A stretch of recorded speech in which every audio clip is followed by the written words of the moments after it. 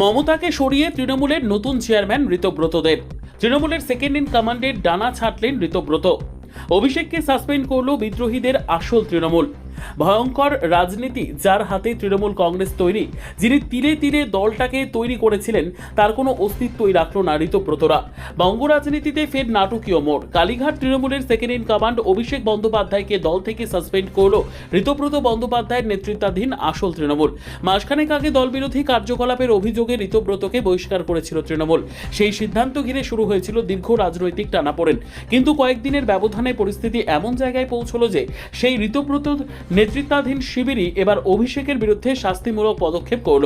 পালাবদলের পর থেকেই তৃণমূলের অন্দরে ভাঙনের ছবি ক্রমশ স্পষ্ট হয়েছে।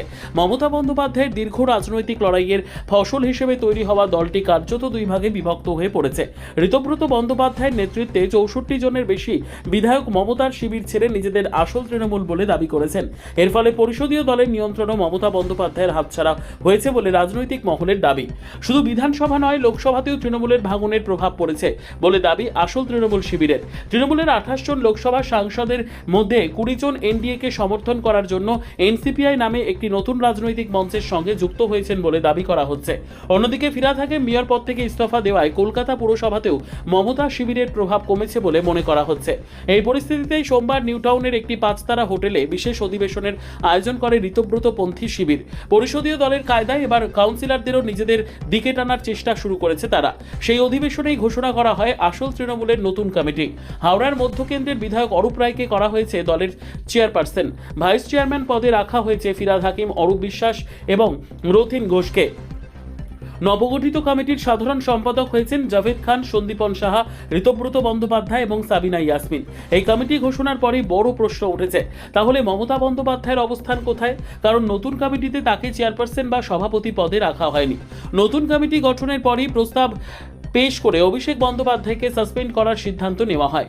বঙ্গ রাজনীতিতে অভিষেক দীর্ঘদিন ধরেই মমতা বন্দ্যোপাধ্যায়ের অন্যতম প্রধান সেনাপতি হিসেবে পরিচিত। খাতায় কলমে মমতা সর্বোচ্চ নেতৃত্বে থাকলেও গত কয়েক বছরে দলের সাংগঠনিক রাষ্ট্রে অভিষেকের হাতে অনেকটাই চলে গিয়েছিল, তা রাজনৈতিক মহলে বারবার আলোচিত হয়েছে। ঋতব্রতপন্থী শিবিরের দাবি, দলের ভিতরে দীর্ঘদিন ধরে জমে থাকা ক্ষোভের মূল কারণই ছিল অভিষেক কেন্দ্রিক ক্ষমতার বলয়। তাদের অভিযোগ, বর্ষিয়ার নেতারা যথাযথ মর্যাদা পাচ্ছিলেন না। মাঠে ঘাটে লড়াই করা বহু নেতাকে অভিষেক বন্দ্যোপাধ্যায়ের সঙ্গে দেখা করতে ঘন্টার পর ঘন্টা অপেক্ষা করতে হতো বলেও অভিযোগ উঠেছে। যদিও এতদিন সবাই একই ছাতার নিচে কাজ করছিলেন, কিন্তু পালাবদলের পর সেই ক্ষোভই প্রকাশ্যে বিস্ফোরিত হয়েছে। মাসখানেক আগে দলবিরোধী কার্যকলাপের অভিযোগে ঋতব্রত বন্দ্যোপাধ্যায়কে বহিষ্কার করেছিল কালীঘাট তৃণমূল। সেই বহিষ্কারের পরই পাল্টা শক্তি প্রদর্শনে নামেন ঋতব্রত।